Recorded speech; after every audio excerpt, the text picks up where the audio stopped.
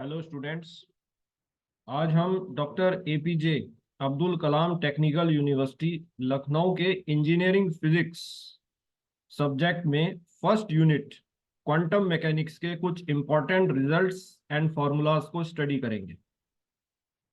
इन फॉर्मूलों से आप AKTU semester examinations में इंजीनियरिंग फिजिक्स सब्जेक्ट में सभी न्यूमेरिकल को इजीली सॉल्व कर पाएंगे। तुम्हारा क्वांटम मैकेनिक्स में सबसे पहला फॉर्मूला है de Broglie wavelength of a moving particle. So it is denoted by lambda equal to h upon mv.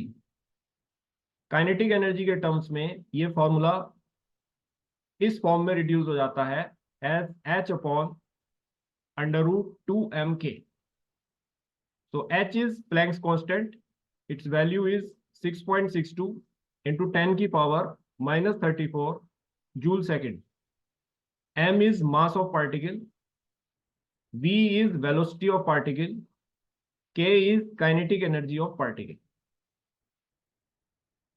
Then de Broglie wavelength of a moving charge particle. So this is given by lambda equal to h upon under root 2m qv. So q is charge of particle, v is applied potential difference to accelerate the particle. Then de Broglie wavelength of an atom of monoatomic gas. So this is given by lambda equal to h upon under root 3m kVt. So h here is again Planck constant, which is discussed above. M is the mass of particle. Kb is Boltzmann constant. It is given by 1.38 into 10 की power minus 23 joule per Kelvin. And T is temperature of monoatomic gas. तो ये तीनों फॉर्मूले हमारे de Broglie wavelength से related है.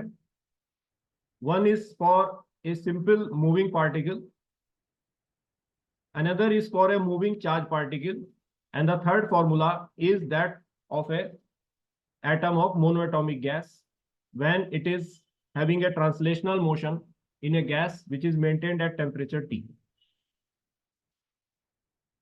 Coming on to some formulas related with Compton effect. So Compton shift in wavelength of incident radiation when scattered from an electron at rest. So this is given by delta lambda equal to h upon m naught c 1 minus cos theta. So h here is again Planck constant. m naught is rest mass of electron. इसकी value होती है 9.1 into 10 की power minus 31 kg. c is velocity of light. इसकी value होती है 3 into 10 की power 8 metre पर second. And theta is angle of scattering. तो ये क्वांटम शिफ्ट मैक्सिमम होती है जब एंगल ऑफ स्कैटरिंग 180 डिग्री होता है. cos 180 इज -1, तो माइनस माइनस प्लस, तो 1 + 1 2, तो ये मैक्सिमम क्वांटम शिफ्ट होगी 2h upon m naught c. जब थीटा 90 होता है तो cos 90 इज 0, तो क्वांटम शिफ्ट हो जाएगी h upon m naught c. Now wavelength of scattered radiation. तो कॉम्पटन इफेक्ट में जो स्कैटर्ड रेडिएशन होता है उसकी वेवलेंथ इंसिडेंट रेडिएशन से लॉन्गर होती है. तो this is given by lambda s equal to lambda i plus delta lambda. So lambda e is the wavelength of incident radiation and delta lambda is the Compton shift.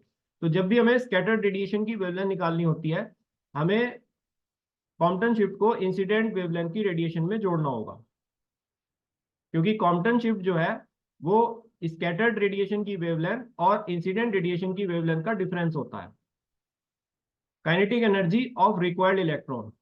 तो Compton effect में हम जानते हैं कि photon अपनी कुछ energy electron को देता है और इलेक्ट्रॉन उस एनर्जी को गेन करके मोशन में आ जाता है जो इनिशियली रेस्ट पर होता है. तो कई बार यूनिवर्सिटी इसकी काइनेटिक एनर्जी निकलवाती है.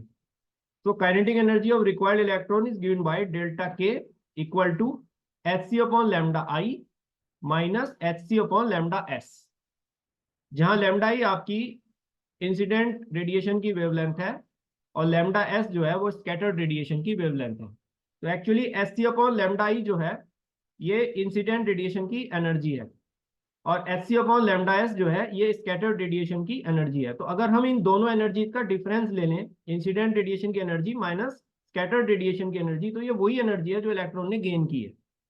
So that is why this formula came as delta K equal to Sc upon lambda I minus Sc upon lambda S. So these formulas are related with the Compton effect, जो हमारे unit का second section है। Then the third section of our unit is of one dimensional potential box, जिसे infinite square potential well कहते हैं। इससे related कुछ important formulas हैं जो एग्जामिनेशन में आते हैं, जैसे energy eigen value of free particle in nth eigen state of one dimensional potential box. This is given by En equal to n square h square upon 8 ml square. तो यहां पर जो n है ये ऑर्डर है eigen state का, और l जो है ये विड्थ ऑफ बॉक्स है, h इज प्लैंक कांस्टेंट जो हम ऑलरेडी डिस्कस किए हैं, and m is the mass of particle. ठीक है, so it can be an electron और एनी चार्ज पार्टिकल। तो ये फ्री पार्टिकल का मास होता है। तो इस तरह से हम nth आइगन स्टेट में एनर्जी की nth आइगन वैल्यू इस फॉर्मूले से निकालते हैं, En equal to N square H square upon 8 ml square.